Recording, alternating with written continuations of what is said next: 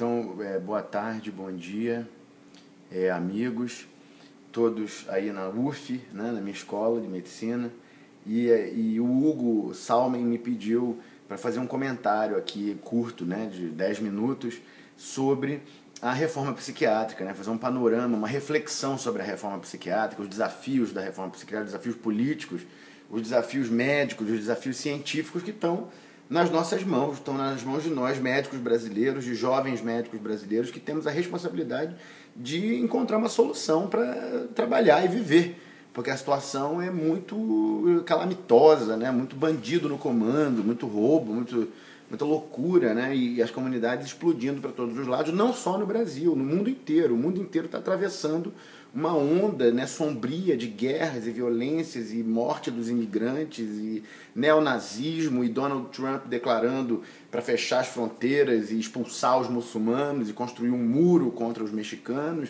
e a violência aumentando, a polarização aumentando, aparecendo, né, esses stalinistas de um lado e esses fascistas do outro, e fica parecendo que a briga é só essa, quando não é, né? Certamente, para além desses fatores do ódio e da polarização humana, né, da disputa, da competição humana, há fatores históricos que nós temos que pensar o que representa, né, o que essa reforma psiquiátrica vive, né, e trabalha nesses últimos séculos, né, que a gente sabe que hospício, manicômio, né, encarceramento, prender as pessoas, dar choque, fazer essas coisas tem décadas e séculos, né, no caso dos encarceramentos.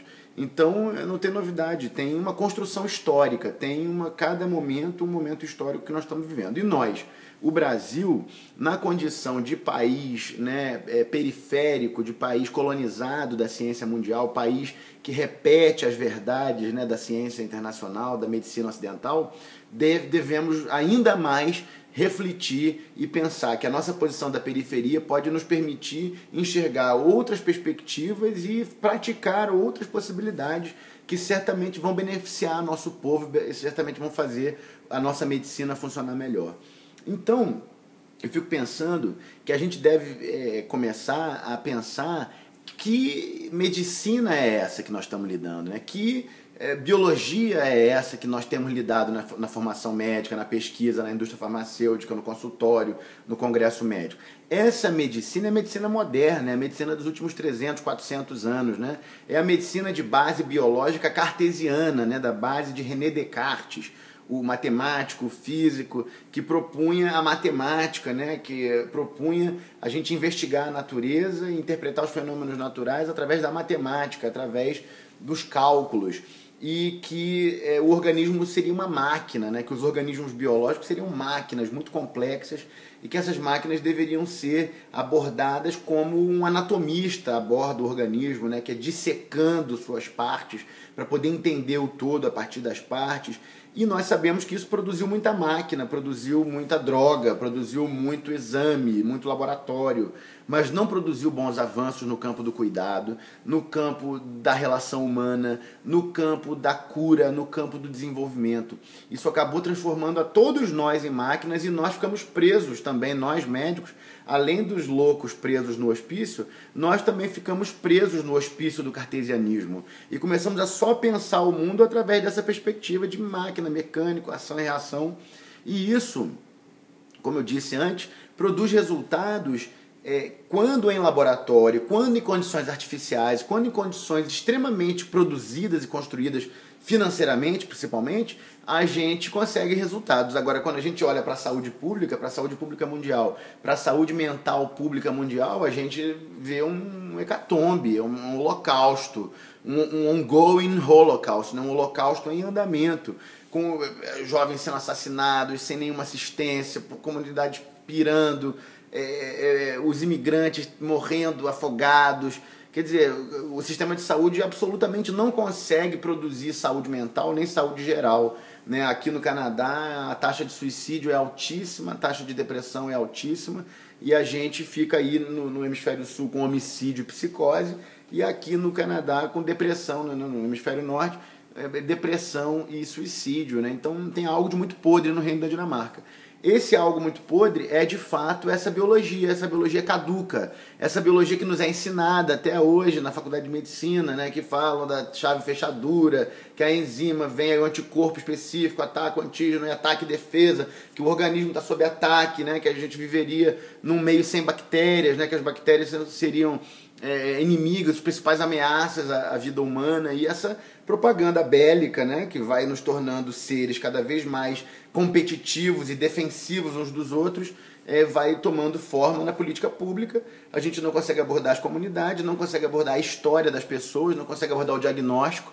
A arte médica, que é a arte do diagnóstico, é a capacidade da gente enxergar o outro, da gente sentir o outro, da gente conhecer a história do outro através da anamnese. Isso se perdeu completamente, né? Hoje se pede em exames, e a gente precisa refletir qual seria o movimento de transformação, o movimento de revolução dessa biologia.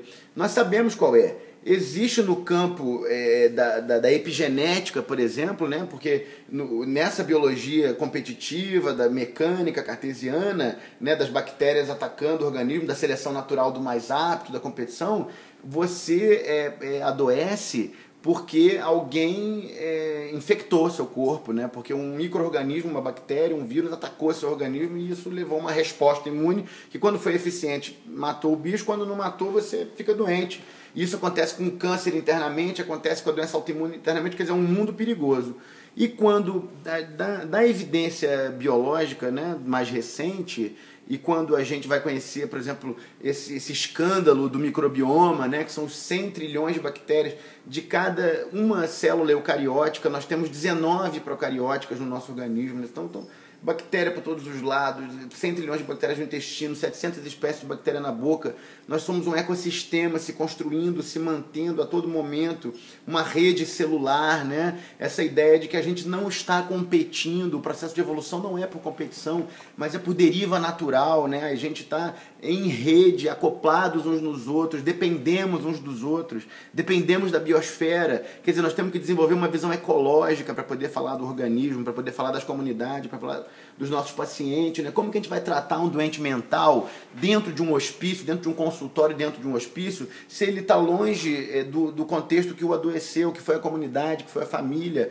Como que nós podemos, para levar essas práticas científicas, né, que se baseiam em visões de mundo científicas, a partir dessa revolução da biologia, que o nome do Humberto Maturana é importante, que o nome do Jorge Podósio é importante, que o nome do Nelson Vaz é importante, que o nome da Eva Jablonka, do Aaron Cohen, de vários cientistas no mundo, né, o Scott Gilbert, no campo do desenvolvimento, e tantos outros, são o Gregory Bateson na antropologia, na psicologia.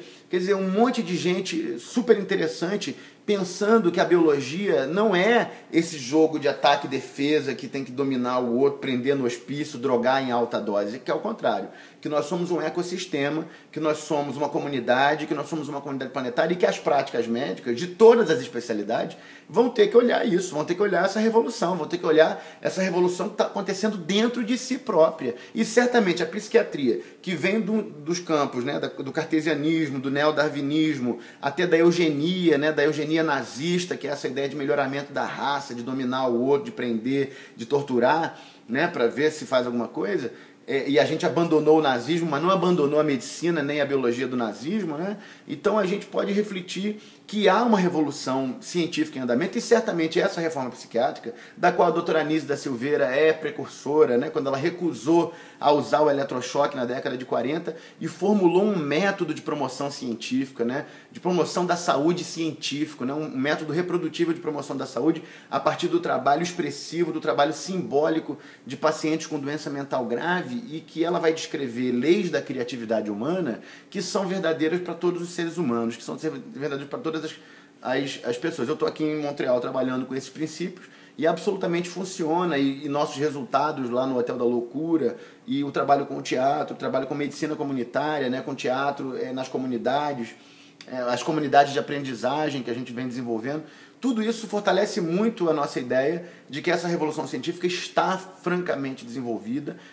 O debate da política de saúde mental muitas vezes deixa isso de fora, fica uma coisa polarizada entre manicomiais e antimanicomiais. Absolutamente eu penso que não é esse o caso. Nós temos que pensar quais são as razões históricas e científicas, né, dos nossos impedimentos, quais são as nossas certezas que nos impedem, né? O que a gente foi ensinado na escola médica, foi ensinado pela pesquisa, pela indústria farmacêutica, e que na verdade não é, né? Essa ideia de epigenética, de microbioma, de ecodevo-evo, né? Ecodevo-evo, que é Ecological Development and Evolution, né? Que são os campos da biologia, que é ecologia, desenvolvimento e evolução, que são os campos da biologia que estão pensando as questões verdadeiramente biológicas e que podem nos inspirar a fazer outra política pública.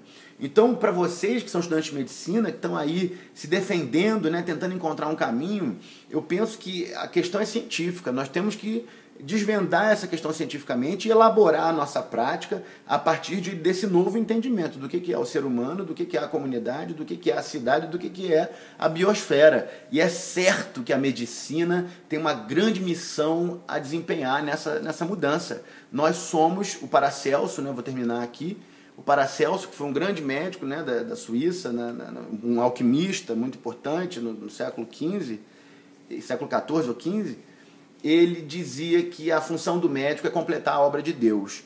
E Deus, para nós, é a natureza. Então a gente tem que encontrar os caminhos de reencontrar a natureza dentro de nós, porque nós somos naturais, nós somos animais, nós somos bichos, temos a nossa biologia, temos a nossa construção, a nossa história, e a natureza ao nosso redor, para que a gente alcance saúde mental e saúde pública, né? Que aí eu acho que vai dar certo.